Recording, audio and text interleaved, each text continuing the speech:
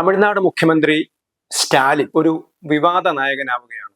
എപ്പോഴും വിവാദങ്ങൾ ഉണ്ടാക്കിക്കൊണ്ടിരിക്കുകയാണ് അദ്ദേഹം. കേന്ദ്രത്തിനെതിരായ സമരമാണ് ഇപ്പോൾ സ്റ്റാലിന്റെ പ്രധാനപ്പെട്ട അജണ്ട. അതൊരു തമിഴ്, ഞങ്ങളൊരു സ്വതന്ത്ര തമിഴ്നാട്ടുകാരാണോ, ഞങ്ങൾ ഇന്ത്യക്കാരല്ല എന്നുള്ള രീതിയിലേക്ക് കാര്യങ്ങൾ കൊണ്ടെത്തിക്കുന്നതിൽ അതിനുവേണ്ടിയുള്ള ശ്രമത്തിലാണ് തമിഴ്നാട് മുഖ്യമന്ത്രി എന്നാണ് അടുത്ത കാലത്തെ അദ്ദേഹത്തിന്റെ നീക്കങ്ങളിലൂടെ നമുക്ക് മനസ്സിലാവുന്നത്. DMK സംബന്ധിച്ചിടത്തോളം ഇന്ത്യയിലെ ഏറ്റവും അഴിമതി നിറഞ്ഞ പാർട്ടികളിൽ ഡി എം കെ. തമിഴ്നാട്ടിലെ ഒരു സംഘടിത രാഷ്ട്രീയ പാർട്ടിയാണ് DMK. പക്ഷെ 2004 വരെയുള്ള 2004 മുതൽ 2014 വരെയുള്ള UPA കാലഘട്ടത്തിൽ കേന്ദ്രത്തിൽ ഏറ്റവും അധികം കോടാനുകോടി രൂപയുടെ, ലക്ഷക്കണക്കിന് കോടി രൂപയുടെ അഴിമതി നടന്ന സമയത്ത് അതിലൊക്കെ ഏതാണ്ട് എല്ലാ അഴിമതി കേസിലും ഉൾപ്പെട്ടിട്ടുള്ളവരാണ് DMKയുടെ മന്ത്രിമാർ. കോടിക്കണക്കിന് രൂപയുടെ അഴിമതിയാണ് അവർ നടത്തിയത്. പലരും, കരുണാനിധിയുടെ മകളായാലും ബാക്കിയുള്ള DMK നേതാക്കന്മാരായാലും പലരും അഴിമതി കേസിൽ നിരവധി തവണ ജയിലിൽ കിടന്ന ആളുകളാണ്. തമിഴ്നാട്ടിലാണെങ്കിൽ അങ്ങനെ ഭരണം അത്ര കാര്യക്ഷമമായ ഭരണമാണെന്ന് പറയാനും കഴിയില്ല. അപ്പൊ ഇങ്ങനെയുള്ള ഭരണ പരാജയങ്ങളിൽ നിന്ന് ശ്രദ്ധ തിരിച്ചുവിടാൻ വേണ്ടിയിട്ട് വിഭാഗീയതയും പ്രാദേശികതയും വർഗീയതയും ഒക്കെ വളർത്തിവിടുകയാണ് DMK ചെയ്യുന്നത്. അപ്പൊ ഇതിന്റെ ഭാഗമായിട്ടാണ് DMK നിരവധി കുറെ തവണ ഒരു സനാതന ധർമ്മത്തിനെതിരായ പ്രചരണം നടത്തി. പിന്നെ അവരൊരു തമിഴ് ദേശീയവാദം ഇപ്പോൾ ഉയർത്തിക്കൊണ്ടുവരികയാണ്. കേന്ദ്രത്തിലെ വിദ്യാഭ്യാസ പദ്ധതിയെ എതിർക്കുന്നു. ഇപ്പൊ ത്രിഭാഷാ പദ്ധതി, ഈ ത്രിഭാഷാ പദ്ധതി എന്ന് പറയുന്നത് മാതൃഭാഷയും ഇംഗ്ലീഷും മറ്റൊരു ഭാഷയും എന്നുള്ളതാണ്. അപ്പൊ അതിനെ ഹിന്ദി അടിച്ചേൽപ്പിക്കലായിട്ടാണ് അവർ വ്യാഖ്യാനിക്കുന്നത്.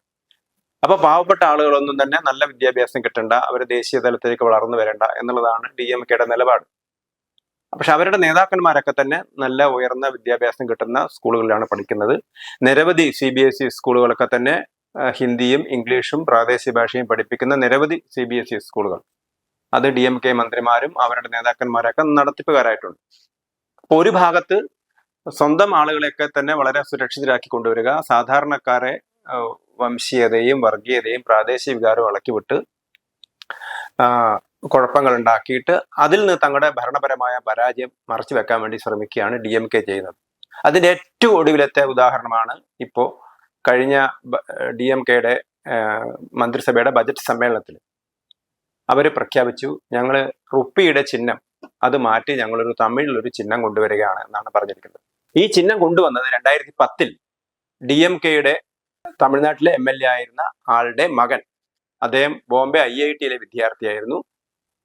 അവിടെ നിന്ന് അദ്ദേഹം ഗോഹട്ടി IITയിൽ നിന്നുള്ള സാങ്കേതിക സൗകര്യങ്ങൾ ഉപയോഗിച്ചുകൊണ്ടാണ് അദ്ദേഹത്തിന്റെ ഈ ഒരു ചിഹ്നം, അദ്ദേഹം തയ്യാറാക്കിയ ചിഹ്നമാണ്, ഡിസൈൻ ചെയ്ത ചിഹ്നമാണ്. DMK MLAയുടെ മകൻ, അദ്ദേഹത്തിന്റെ പേര് ഉദയകുമാർ ധർമ്മലിംഗ് എന്നാണ്. അദ്ദേഹമാണ് അത് ഡിസൈൻ ചെയ്തെടുത്തത്. അങ്ങനെ 3000-ഓളം ഡിസൈനുകളിൽ നിന്ന് കേന്ദ്ര ധനമന്ത്രാലയം റുപ്പിയുടെ ചിഹ്നമായിട്ട് തെരഞ്ഞെടുത്തത് ഒരു തമിഴ്നാട്ടുകാരന്റെ ഒരു പ്രോഡക്റ്റിനെയാണ്. പക്ഷെ ഈ ഒരു രൂപയുടെ ചിഹ്നമാണ് ഞങ്ങൾക്ക് പറ്റില്ല എന്ന് ബജറ്റിൽ അവർ അവതരിപ്പിക്കുന്നത് തമിഴിലെ ഭാഷയിൽ എഴുതിയ ചിഹ്നമാണ്. അപ്പൊ ഈ തമിഴ്നാട്ടുകാരൻ തയ്യാറാക്കിയ ചിഹ്നം റോമൻ ലിപിയും ഇന്ത്യൻ ലിപിയും കൂടി സംസ്കരിച്ചെടുത്ത് അതിനെ സംയോജിപ്പിച്ചെടുത്തിട്ടുള്ളതാണ് ഇന്ന് ഇന്ത്യയിൽ അന്താരാഷ്ട്ര തലത്തിൽ നമ്മൾ മാർക്കറ്റ് ചെയ്യാൻ ഉദ്ദേശിക്കുന്ന, അല്ലെങ്കിൽ നമ്മൾ ചിഹ്നമായിട്ട് പരിഗണിച്ചിരിക്കുന്ന റുപ്പി ചിഹ്നം. അപ്പൊ ആ ചിഹ്നം ഞങ്ങൾക്ക് പറ്റില്ല, ഞങ്ങൾക്ക് തമിഴ് ചിഹ്നം വേണം എന്ന് പറയുന്നത്, അതിലങ്ങനെ കാര്യമായ പ്രശ്നമൊന്നുമില്ലെങ്കിൽ അതിന്റെ പിറകിലുള്ള ആറ്റിറ്റ്യൂഡ് എന്ന് പറയുന്നത് ഞങ്ങൾ ഇന്ത്യ അംഗീകരിക്കുന്നില്ല, ഞങ്ങളൊരു പ്രത്യേക രാജ്യമാണ് എന്ന് പറയാനുള്ള ഒരു തയ്യാറെടുപ്പിന്റെ ഭാഗമാണോ എന്ന് ഒരാൾ സംശയിച്ചാൽ അവരെ കുറ്റപ്പെടുത്താൻ പറ്റില്ല.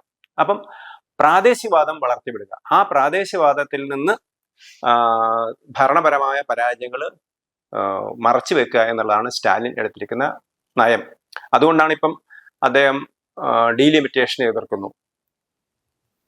അതിനു വേണ്ടിയിട്ട് തെക്കേ ഇന്ത്യൻ സംസ്ഥാനങ്ങളുടെ ഒരു കൂട്ടായ്മ നടത്തുന്നു.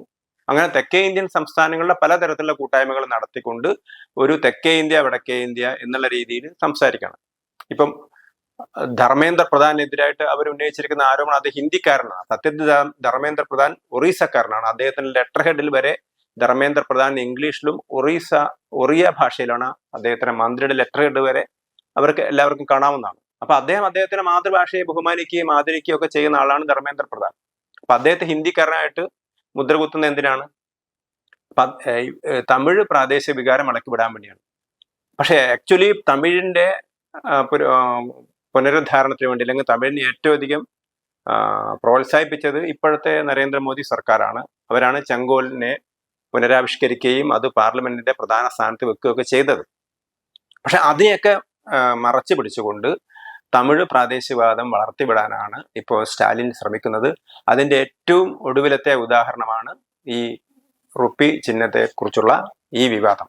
പക്ഷെ ഇതുകൊണ്ടൊന്നും കാരണം തമിഴ്നാട് എന്ന് പറയുന്നത് കാലാകാലങ്ങളായിട്ട് നമ്മുടെ ദേശീയ വികാരത്തിന്റെ ഭാഗമാണ്. സുബ്രഹ്മണ്യ ഭാരതിയെ പോലെയുള്ള കവികളൊക്കെ തന്നെ ദേശീയ പാരമ്പര്യം ഉയർത്തിപ്പിടിച്ച ആളുകളാണ്. അതുകൊണ്ട് തന്നെ തമിഴ്നാടിനെ ഇന്ത്യയിൽ നിന്ന് വേർതിരിച്ചെടുക്കുക, അല്ലെങ്കിൽ ഒരു വേറിട്ടൊരു രാഷ്ട്രീയം ഉയർത്തിക്കൊണ്ടുവരാനാണ്, അല്ലെങ്കിൽ ഞങ്ങൾ ഇന്ത്യയുടെ ഭാഗമല്ല എന്ന് പതുക്കെ പറയാനുള്ള ഒരു ശ്രമമാണ് സ്റ്റാലിൻ ശ്രമിക്കുന്നത്. അത് നടക്കില്ല എന്ന് അദ്ദേഹത്തിന് തന്നെ അറിയാം. പക്ഷെ ഇപ്പൊ തൽക്കാലം രാഷ്ട്രീയ നേട്ടം ഉണ്ടാക്കാൻ വേണ്ടി വിഭജനത്തിന്റെ, അല്ലെങ്കിൽ വംശീയതയുടെ, അല്ലെങ്കിൽ പ്രാദേശികവാദത്തിന്റെ വിത്തുകൾ വിതയ്ക്കുകയാണ് സ്റ്റാലിൻ ചെയ്യുന്നത്.